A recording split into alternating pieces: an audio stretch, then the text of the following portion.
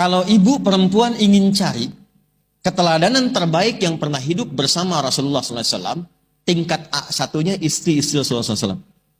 Karena beliau yang tinggal di rumah membersamai Nabi, 24 jam bersama Nabi, otomatis tidak ada satupun perempuan di muka bumi yang bila ingin menjadi perempuan terbaik, contoh teladannya nggak ada yang lain kecuali istri-istri Rasulullah Sallallahu Alaihi Wasallam. Dan tadi saya katakan jumlahnya pun Allah yang atur. Kalau sudah jumlahnya ini tercukupi, dilarang Nabi menikah lagi. Walaupun perempuan yang terlihat itu lebih cantik dari jumlah yang telah dinikahi itu. Walau a'jabaka husnuhunna, Muhammad cukup. Ini bilangannya. Kalaupun ada yang lebih menarik tampilannya, lebih cantik dari paras fisikalnya, tetap Nabi nggak diperkenankan. La yahillu lakan nisa'u min ba'du. Setelah ini nggak ada lagi yang boleh dinikahi. Apa rahasianya?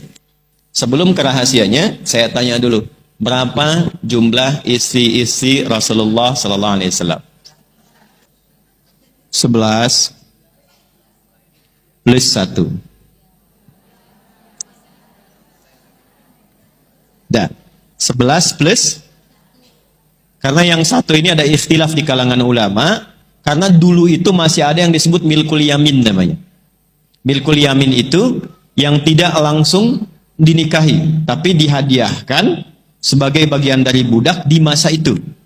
Ya, nah Islam datang untuk membebaskan perbudakan, di antaranya dinikahi dan dijadikan pasangan. Jadi kalau sudah masuk jadi pasangan, itu nanti anaknya merdeka. Ya, jadi Islam itu datang membebaskan perbudakan.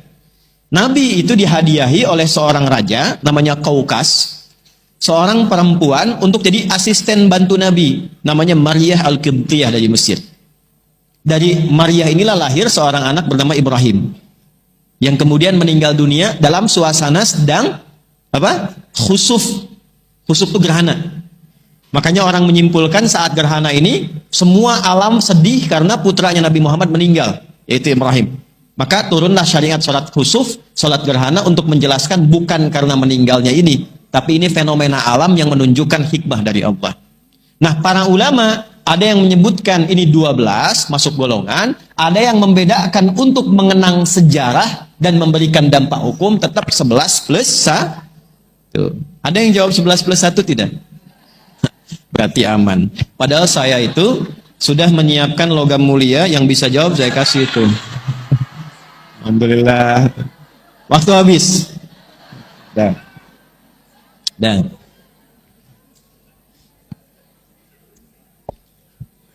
maaf ya Pak. Nah, lihat sini. Jadi jumlahnya berapa? Tahan dulu sebentar. Ya, pertanyaan kedua.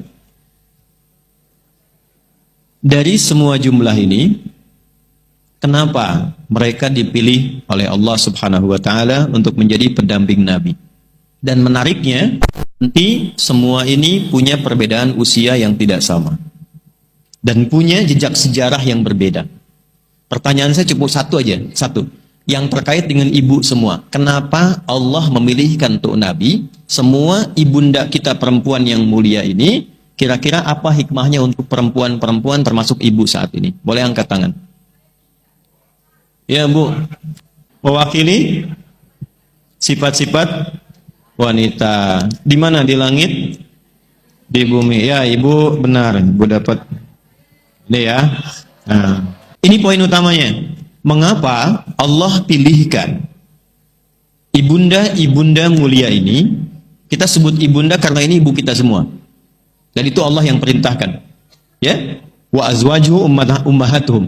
Kenapa dipilihkan beliau-beliau ini? Karena ternyata semua istri Nabi itu mewakili semua karakter dan sifat-sifat perempuan di muka bumi. Jadi semua karakter perempuan yang hidup di bumi itu terwakili semuanya oleh 12 orang mulia ini. Semuanya. Dari yang hobinya ngaji seperti ibu sekarang bikin pengajian, sampai yang bikin kue, sampai yang suka fashion, itu ada. Ada nasabnya. Jadi kalau ibu datang pengajian seragaman, kalau pengen ada seragam yang syar'i, yang bagus, itu ada nasabnya. Kalau ibu suka bikin kue, yang bikin kuenya ada berkahnya, itu ada nasabnya. Kalau ibu bikin majlis taklim yang digabungkan, pengen tahu jadwalnya kapan, materinya apa, bagaimana mengaturnya, itu ada juga sanadnya. Dan semua terwakili di 12 orang ini.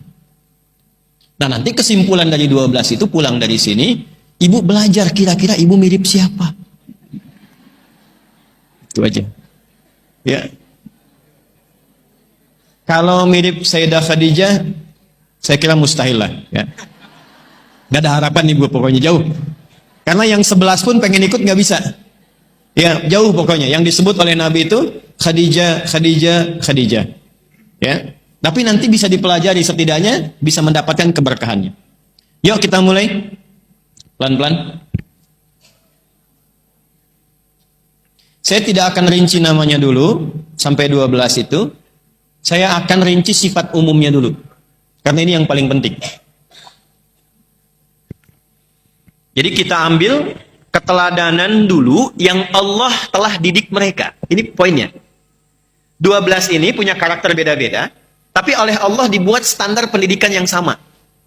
Sehingga menjadi ideal. Jadi ada yang standar, kalau ibu ingin menjadi misalnya perempuan yang salehah, meneladani istri Nabi, standarnya apa?